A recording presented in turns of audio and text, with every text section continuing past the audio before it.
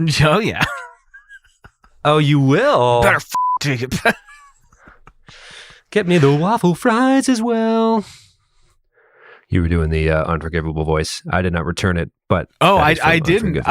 We were just talking about how everything we say is a jumble of some other kind of cultural reference, and I didn't intend for it to be that, but yep, that totally was it. It's just one of those days. So we have some new Apple podcast reviews. Do you want me to read them aloud to you and to the group? I think that would just be a lovely exercise. Yeah, please do. All right. From S. Dobb, who I believe is someone we went to middle school with, Steve, a good friend of ours from back in the day. We called him ADD. And, I think what we were actually looking for was ADHD, but we were too young to know the difference. He left a review, a 5-star review, titled Hot Dog Flavored Water, which you think is going to be a bad thing. But he says, listening to this makes me feel alive again. Reminds me of a simpler time when all that mattered was my away message and Limp Bizkit's Fresh Tracks. Which makes me think he's making fun of us. I know. True to form, I can't tell if Steve's making fun of us or not. But I love him all the same. He's got a beautiful family. Truly a kind-hearted man, even though his childhood was, like all of ours, generally kind of wild. But a good friend. One time, he and I slapped each other in the face during soccer practice.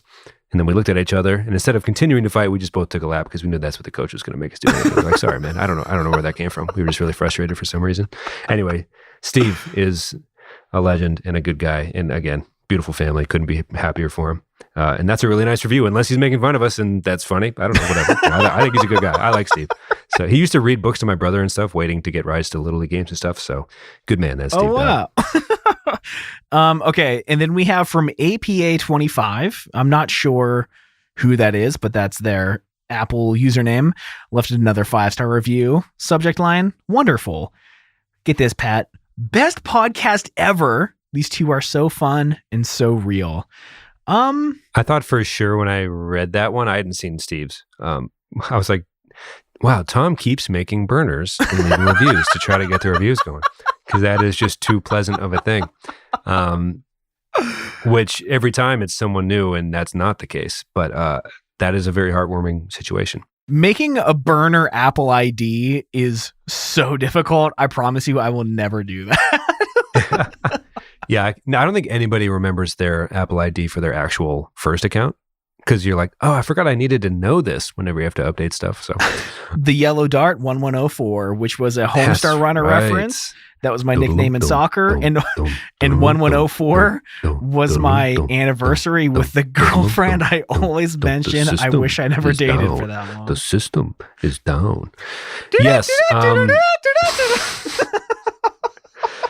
Then you start flipping the lights on and off, and okay. You know what's another bit of feedback we got recently I'd like to touch on before we get to our punk rock princess music video episode. Those reviews were wonderful. Another review we got was from Patrick, who says that there's a new notch, a new wrinkle to the drinking game. Finish your beer every time Pat's phone is about to die. So, yes, working. Yes, no, I can't. I should be okay today. Lately, we've been doubling up, the recording sessions a little bit. So towards the end of the second one, I'm usually like trying to eye the timer, like, we're at 11. We're down to 5, down to 4. Hey, Tom, time for song of the week, right? No more to talk about. I mean, good. Yeah. Okay. Anyway, before I begin to spiral and give you another excuse to drink, let's do the show. Yep.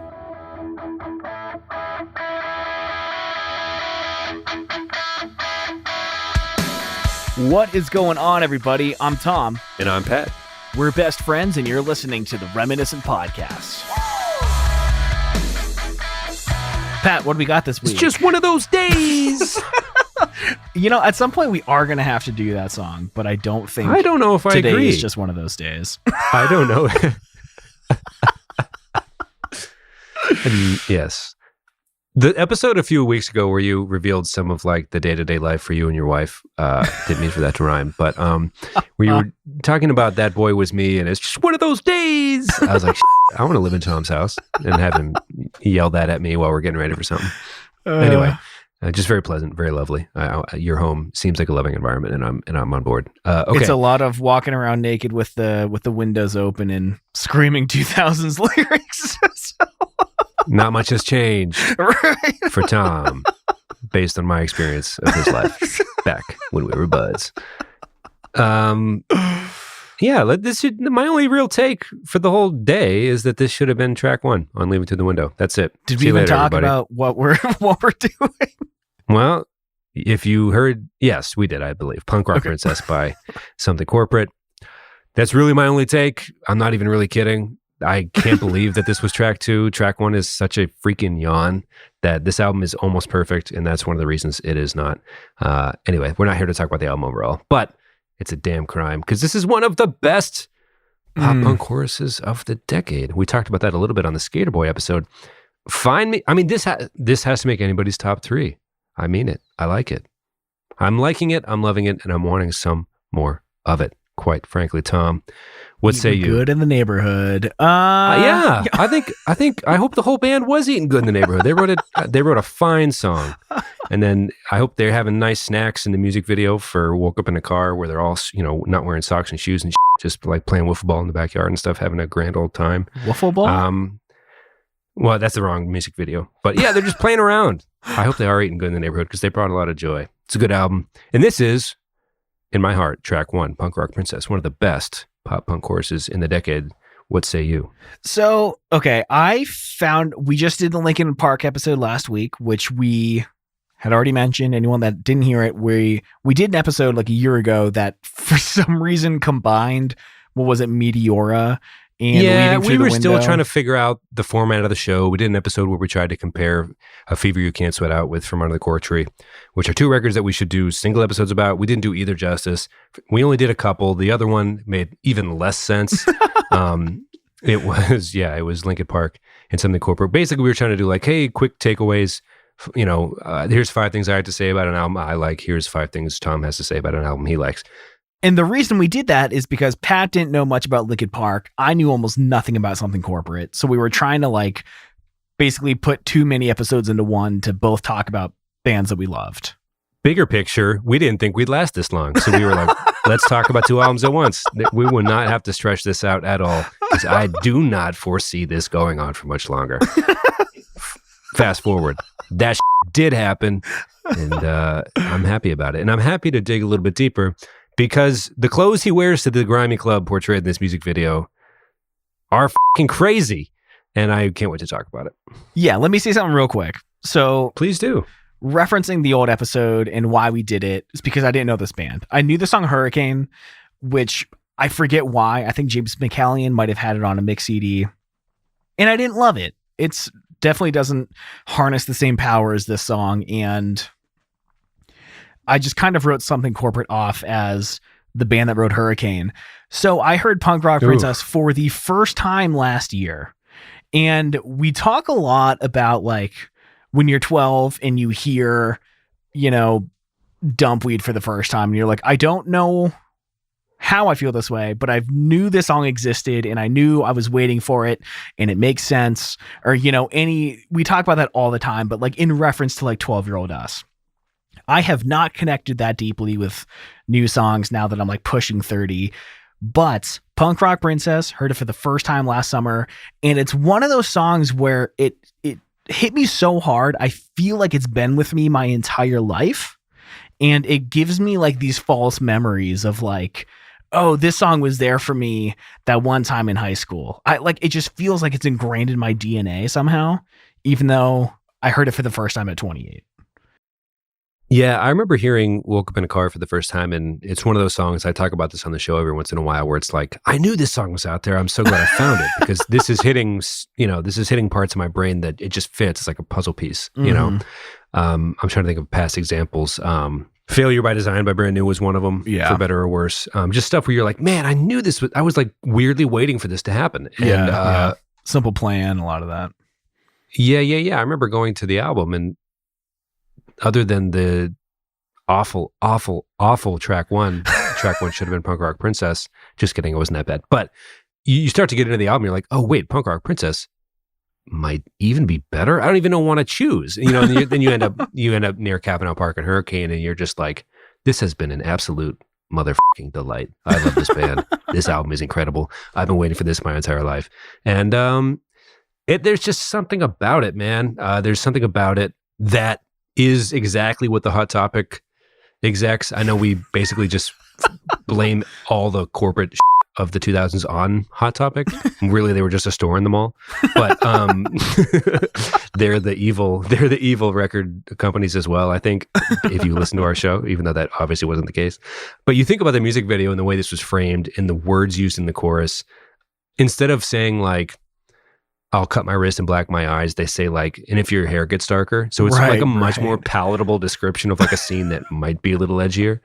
So I can picture the execs, which again, on this show, in our mind's eye, every record company at this time was run by Hot Topic somehow. But obviously that's not the case. I just picture them like, we're going to give them something the kids will cry for. We'll shove them in a grimy venue. And even though Andrew McMahon looks like a freaking Beach Boy, we're going to make this work. And that's exactly what they did. And it works so well. Maybe except for the thong sandals, which we'll talk more about later. But I just remember immediately falling in love with the song. Who couldn't? How could you not? It is such a universal chorus. I think legitimately, I'm not just trying to come in hot by, like, we talked about Skater Boy the other week. Some of the stuff, you talk about all decade teams. I'm just not sure this can be left out of some of the more heavy hitting pop punk tunes, hooks, choruses, whatever. I don't. Do you have any fast facts? I feel like I'm going to give away I'm just going to keep talking per usual until we run over time that we've allotted for ourselves. But I'm sure you have at least a few things to go over before we get to the video itself. I honestly couldn't really find much. I mean, this album was #1 on the US Heat Seekers chart in 2002, so it did come out to some critical acclaim, obviously tons of consumption.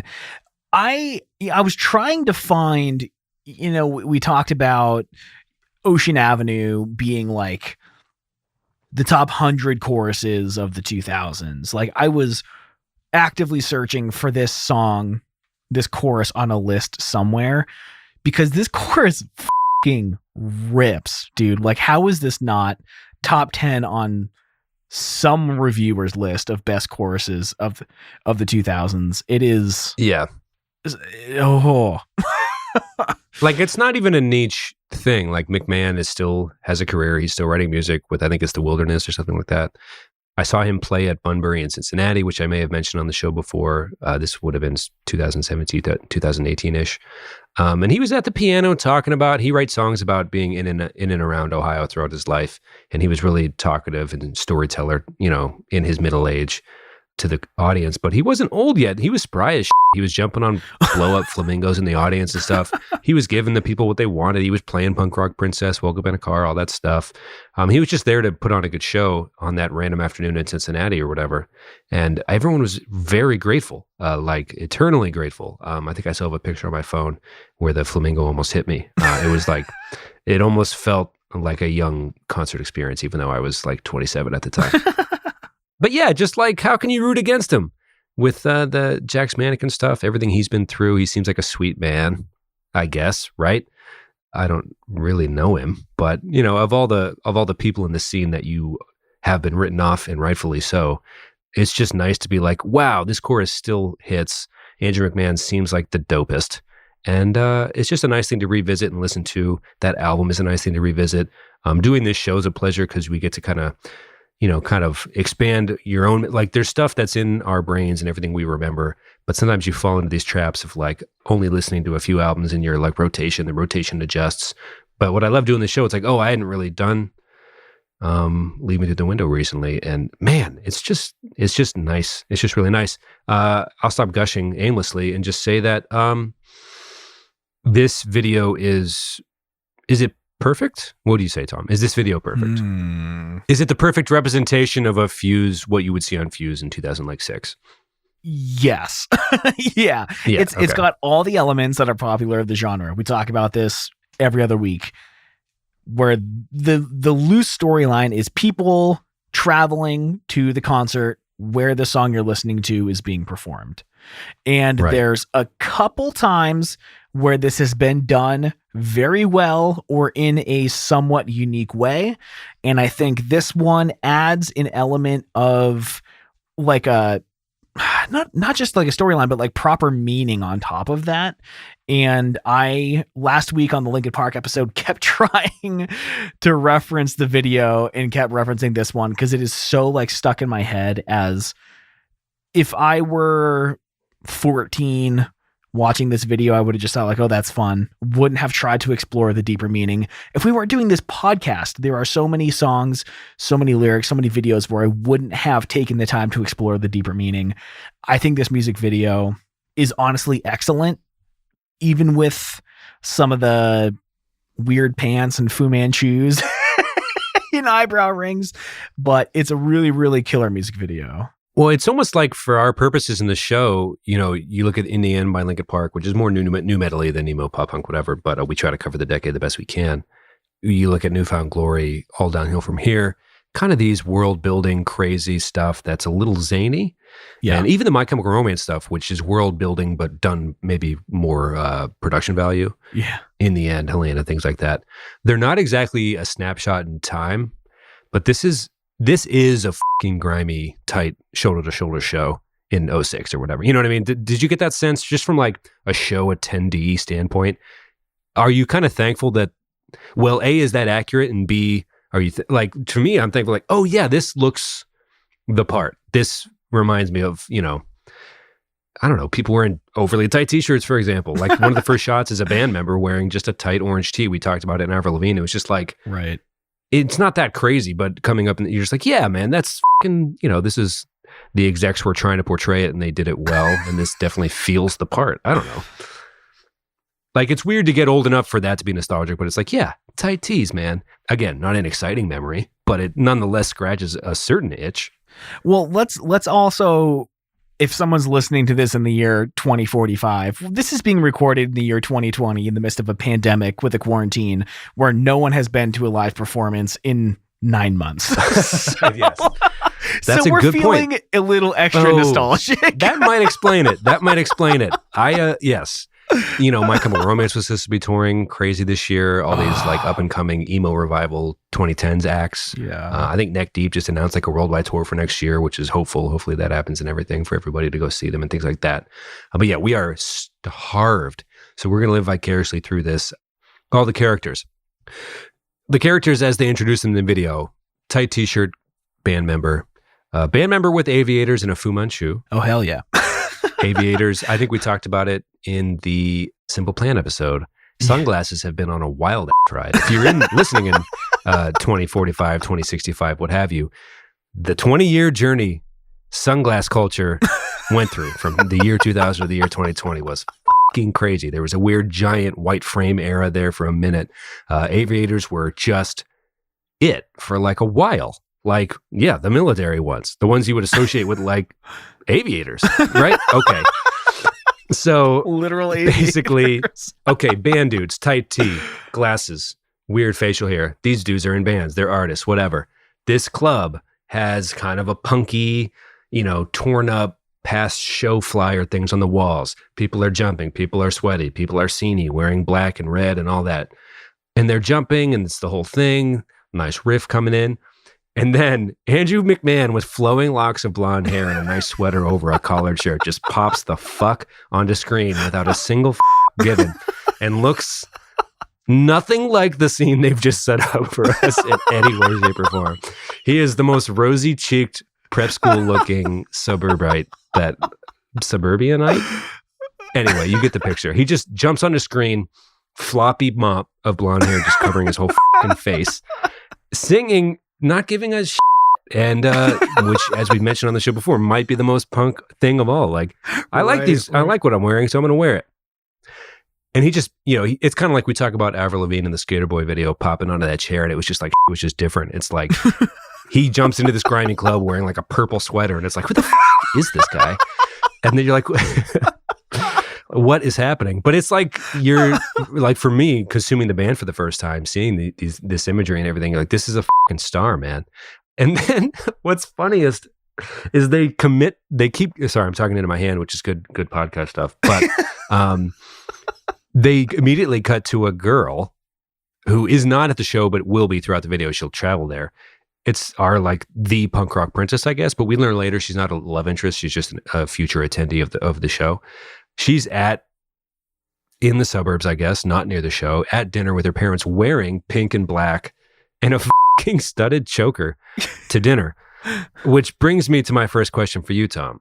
Have you ever, A, worn a studded choker to dinner, B, worn anything to dinner that made your mom pause and disrupt the flow of, like, the household for a minute? Like, hold on, mister, what's going on here? I used to have a Norma Jean shirt that, actually, regarding last episode, the lyrics that would make the child therapist knock on your dad's door, it had two, like, old-timey shotguns on it. In the lyrics, yeah, I remember those. Let's break out the shotguns, we're going to town. That'll do it. And I wore it to Easter Sunday church. Whoa. With Stephanie? No, with my mom. And oh, God. She was like, only a Catholic because she thought she would go to hell if she wasn't. So she would trick God and just go to church on Sunday. And, like, she didn't want to be there. She knew that we didn't. So she didn't question. Maybe she didn't even look at my shirt, really. Actually, I think she bought it for me for Christmas, not really, like, reading what was on it. But not to the dinner table, but to the house of the Lord.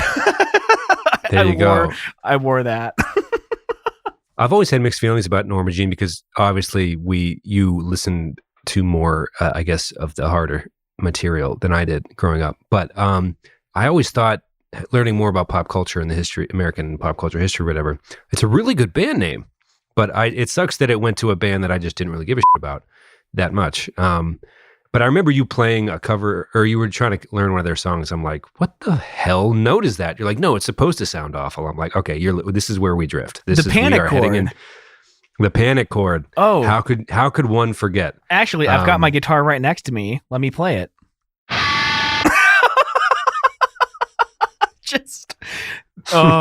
It's the devil's tone, a tritone. It's like a half step below a perfect fifth, which is perfect symmetry between octaves. But I think it's present in the Locrian mode, in that the Locrian mode was banned by the Catholic Church for being the devil's tone. Well, you brought the devil's tone into the Lord's home, and that's only slightly worse than this girl wearing a studded choker to dinner. Her parents don't seem to notice or care, I guess, because they're kind of flickering in and out of frame, which is kind of the setup for the whole, I guess, shtick, or the whole, I guess, thing of the music video, the whole rub, the whole concept. She is living life, not really feeling attached to anybody or anything, including her own parents at home. They don't even ask her to take the studded choker off at the dinner table, so they don't care enough at all. Like, obviously, that seems like, to me, like, in that setting, you're asking someone to ask you to take it off, right? You're like, this is a conversation piece, really. This is supposed to lighten the room, give us something to talk about, maybe. And they just don't care, and they're fading in and out. She's just sitting there, not really eating, and she leaves the house. Sorry, I lost my place on the dock. Obviously, she's heading to the show, right? So she gets to a bus stop. Well, there's some important stuff happening though that I don't want to skip over. She's sitting at the dinner table, and the parents are, like, glitching in and out. So they're there, they're not there, they're kind of flickering in and out, and they're not really paying much attention to her anyway. So she gets up and leaves. And then in the pre-chorus here, she seems drawn to a sound. She gets on a public transportation, and there's more glitching. Yeah, she boards the bus after having fresh mashed potatoes served to her, choker on at the table. Going to the bus, passing a couple who's probably going to eat it, deciding to eat a Buca de Beppo or some shit on the way, but she's feeling detached from reality, and that is made increasingly obvious by how flickering the individuals in her life appear to be, including the people in the bus that she boards to head towards the venue. And it appears that she can almost hear the second chorus coming in, or the second verse, I should say. almost leading her to the venue itself, even though it's as if to say the only thing she's attached to at all is the music she holds dear. Not Buca de Beppo, obviously. No disrespect to Buca de Beppo, but it is what it is. So our punk rock princess is upset about something. Probably not the dinner. Seemed like a nice dinner to me, but it is what it is. We just edited out a big chunk of the fucking show where we tried to figure out what I was trying to say there. And I'm not sure what I was trying to say other than the fact that if I wore a side of choker at the dinner table, I would have not left the house for a while, probably, from that point on. Anyway, so they show Andrew again, sleeves rolled up, arm on mic, exposing a tattoo. This boy's got some edge, Tom. It's got the energy of every youth pastor in the Midwest. I got this bad boy back when I was in college. If he were you, he'd paint his body till all his skin was gone, quite frankly. But with the job in mind, he just can't. He just keeps it above the sleeve. Okay. Anyway, so there's a little bit of edge there. And then similar to, we talked about the Rocket Summer when, Bryce is a big smile guy, kind of looks too happy. Another individual with a bit of a youth pastory vibe. But when they hop to the piano and they start doing their thing, it doesn't fucking matter, right? Like we can make all the jokes about like them typecasting, the punk rock princess to be wearing a choker with mashed potatoes involved at a very seemingly loving family setting. And, Andrew McMahon with the freaking California swoopy blonde hair with the, very well dressed with thong sandals, which is a little like, I don't know about that. Are you saying part. thong sandals? Thong? Whatever. Oh, okay. I guess I've always said thong. Now I'm very self-conscious. No, you're correct. I guess I'm like Midwest enough to like self-edit the word thong and the word thong sandal. So that one's on me. I'll own that one. It's not like gyro, hero thing. Euro. It's me just being like, I don't know, thong's a little strong. I'm going to say thong incorrectly just to play it safe, which makes zero sense, I'll admit. Hey everybody, it's that time again. We want to give a quick shout out to our Council of Elders, our Patreon emo elder tier contributors, Andre Prevost and Johnny Leftwich. Thank you both so much for signing up, and thank you to everyone else, our emo veterans, our emo kids. We really, really, truly appreciate you. We've got a lot of cool stuff going in the Patreon soon. Video AMAs, some studio tours, some behind the scenes stuff from when Pat and I are going to be together in just a month. You can find that at patreon.com/reminiscent. Thank you all so much. Back to the show. But we get a shot pretty specifically of his like baggy slacks, just brown thong sandals. Baggy slacks. This is, if you're listening to this and you're looking at fashion through the years, the pants did get tighter, but this year they had not gotten tighter yet. I thought it was such a, like, what was the purpose of that shot other than being like, oh yeah, I've got flip-flops on. Just kind of goofy. Hey everybody, were you wondering what was happening below the waist for this man? Check it out. These pants don't fit at all, and he's got thong sandals, just chilling. And the thing about the Woke Up in a Car music video is they do that thing where they, some bands would roll a carpet out. They do barefoot shows, socks, whatever, no shoes. It was like a thing, I feel like, in the 2000s. You wanted to do a show barefoot once, I remember. Oh, I always played drums barefoot. I had to. I did perform barefoot a couple of times when I was singing, but that's only because I wanted to do my posse jumps, and at the time my shoes were too loose and I was afraid I'd kick them into the audience, so I just took the shoes off before we went on stage. There you go. I was too broke. What's a posse jump? The little pop punk jump where you get one leg that goes forward, one that goes back, and you get the head down low. There's a couple of them actually in the end video, but the not so posse jump, but similar energy for sure. No. Well, based on the argument you just made, I don't think it's a very similar energy at all. So I think it's very quite the opposite. Anyway, similar to, bringing it all back around in a very logical circle, similar to Bryce in the Rocket Summer music video for So Much Love. As soon as this camp counselor, pastor-like figure, youth counselor type figure gets to the piano, nothing about the outside appearance matters even a little. Nope. Because McMahon goes the to work and it's over. It's over for everyone. It doesn't matter. Like, maybe when your hair gets darker, maybe when it's just, this man's cooking. Let the man cook. Chef McMahon. At this point, our punk rock princess is at the venue and he's at the piano, and everything in her world seems to make sense. So, there's a couple things. First of all, I really want to talk about the chorus.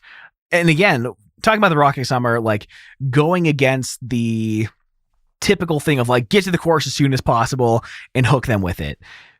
The Rocket Summer dared to bring it all the way down to nothing for the first chorus. What I love about this song is something that I love when other bands do is like, either for the last chorus or later on, they kind of like extend it with like new lyrics. It's twice as long.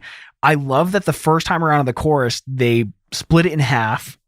And rather than going bigger for the second half of the chorus, it just kind of trailed off back into the second verse. And then the second chorus hits. It seems a little bit loud in the first one. And then they just go into a whole new part that wasn't there the first time. And I think it's like, you're already so excited the first time the chorus comes through.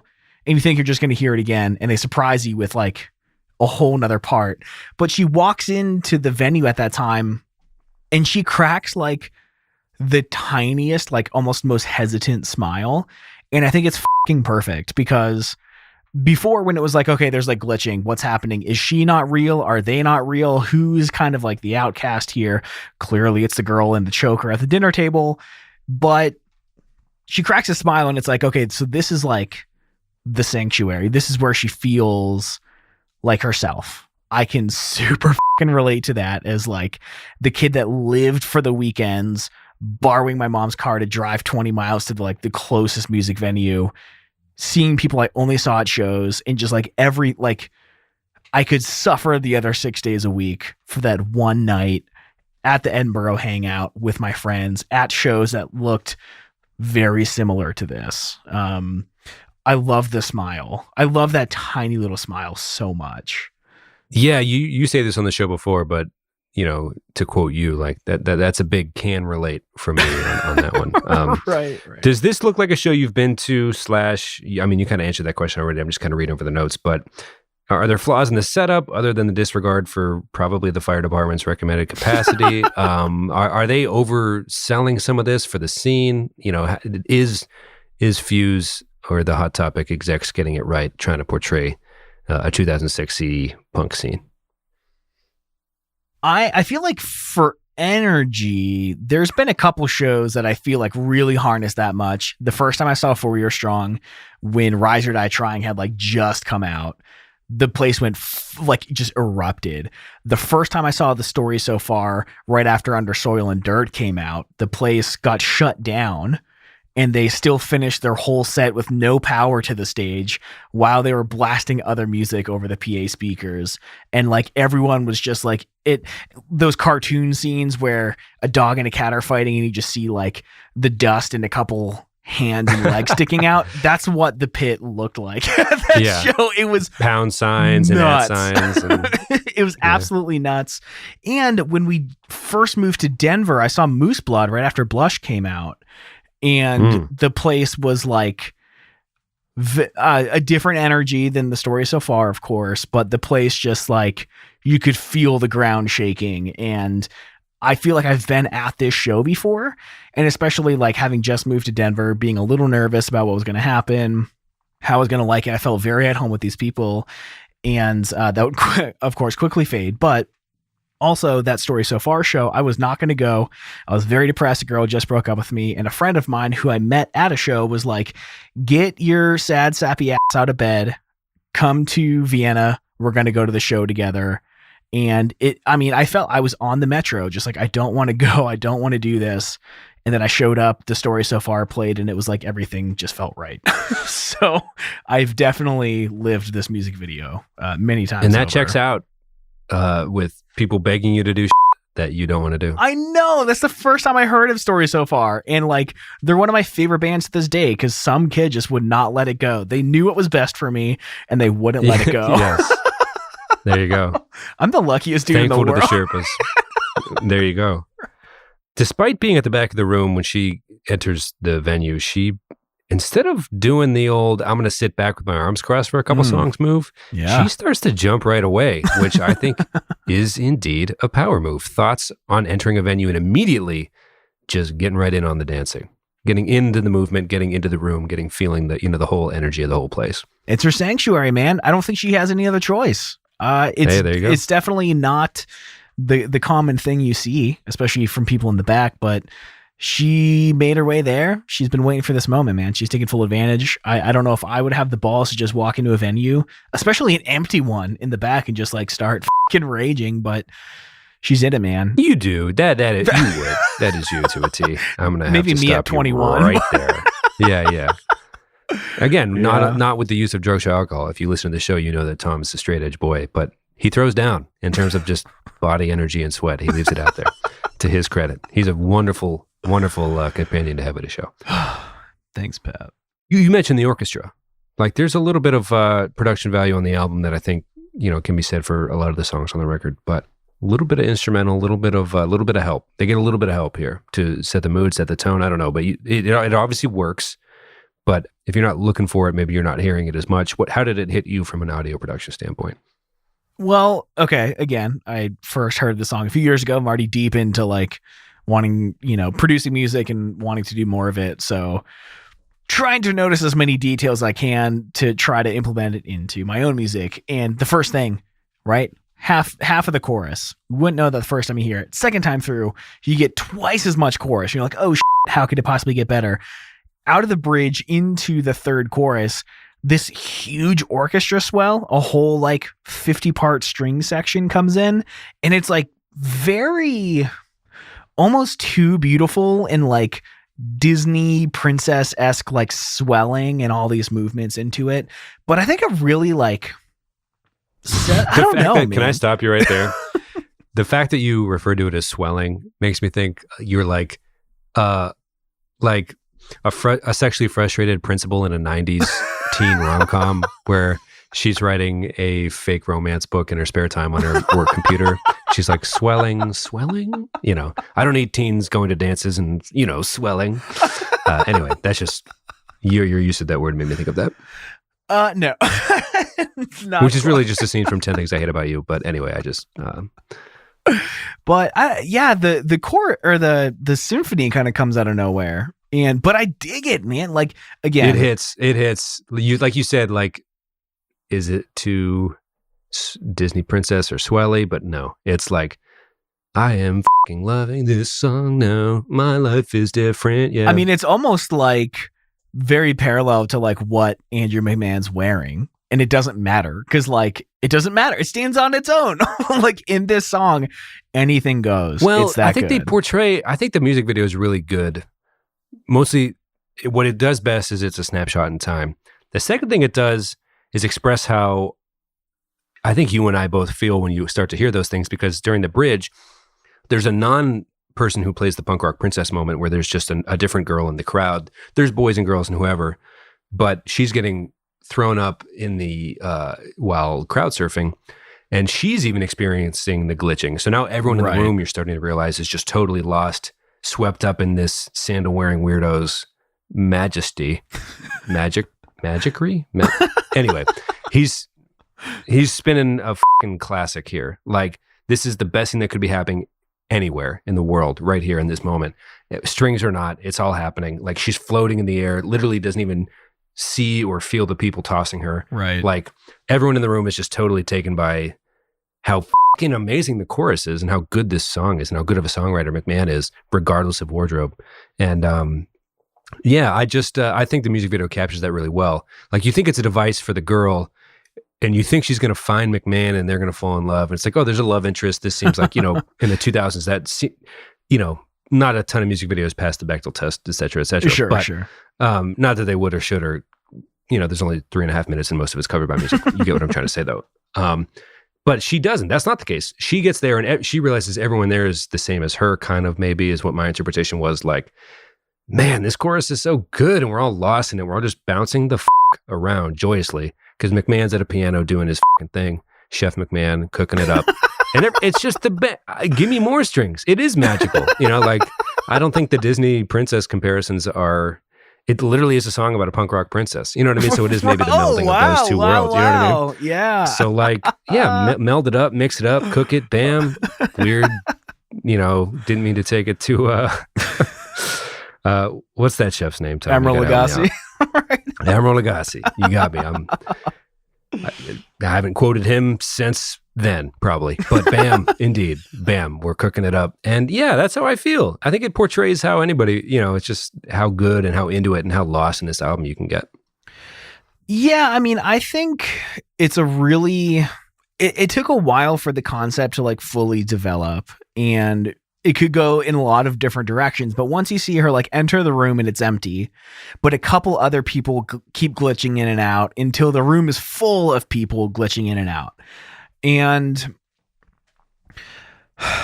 it kind of gives me the same feeling as the In the End music video. And the reason I think I kept mixing the two together is because it actually does give me this like same feeling of like finding a home and finding solidarity in music. Like it can provide this oasis in an otherwise like dull and empty life. So like everyone glitching in and out, I think signifies like this collective experience of feeling isolated.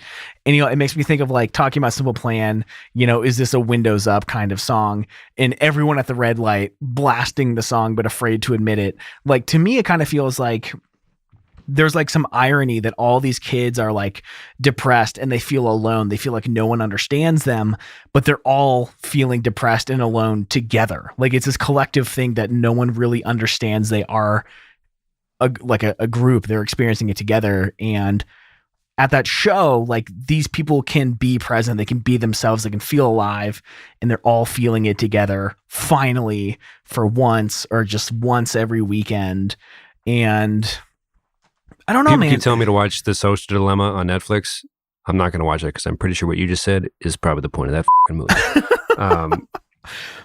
No, yeah, I think you're nailing it. I mean, it honestly, like, as I was trying to contemplate the deeper meaning, like, made me feel really, really emotional because, especially, again, we're recording this 8 months into like a quarantine. I've barely left my house in 4 years.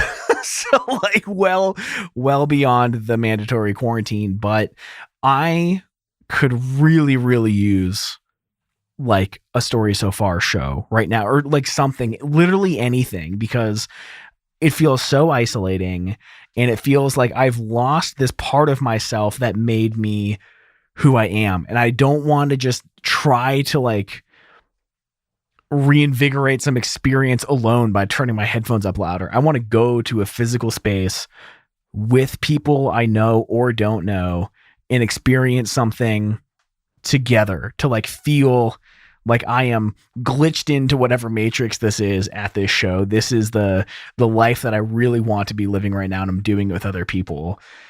I don't know, man. Once everyone was in that room, just kind of like carefree in the moment, it made me miss that so fucking much that it hurts, man. Like, I think that's it, man. I am thankful for you editing out me trying to sing Mike Shinoda or Chester in the middle of that when you referenced in the end, because you were about to wrap up the episode so beautifully with those words that I don't think I can add to.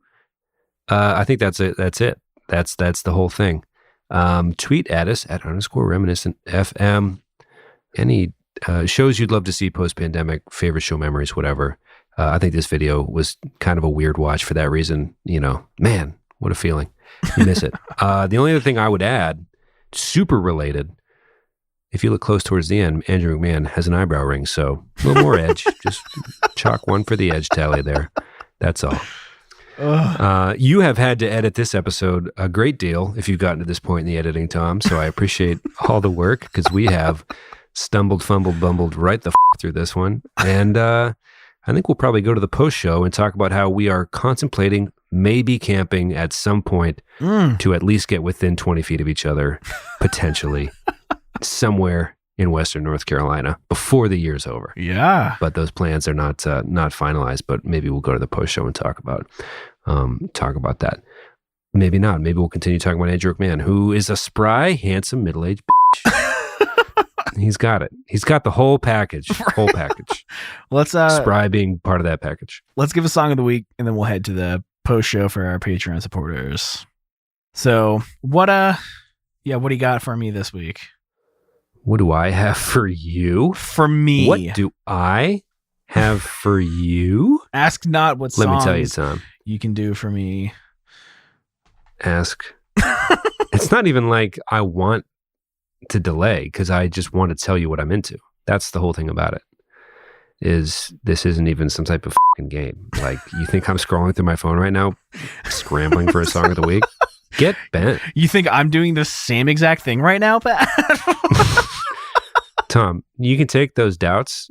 Are you doubting me? I just use that for fuel. Here's what I do with that doubt.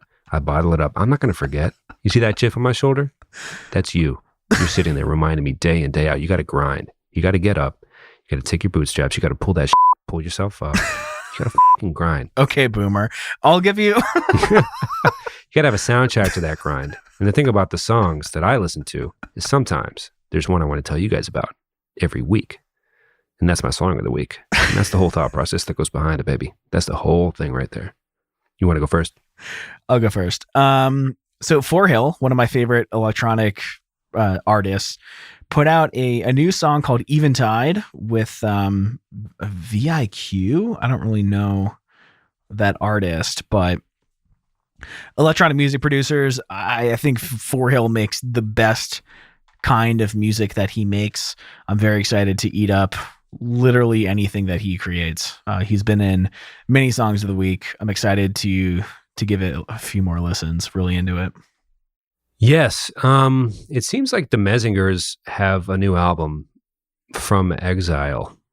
But in 2019, they had Hello Exile, and on Apple Music, a lot of the songs on From Exile seem to be from that same record. So I got a text from a buddy about new Menzingers stuff, but I got to dig more for the song of the week. But I think I've given songs on this show before about some of the tunes from Hello Exile I like a lot. But if in fact there are new Menzingers songs on this From Exile record, I'm excited to check out what they are. But I'm not so sure that's what this effort is. That's why I think I was trying to stall to figure out what it is, but I'll just be honest about me being confused about what this new Menzingers thing is. But I'm excited to dig into it and figure that out because Hello Exile was just motherfucking terrific. So I'm excited for it.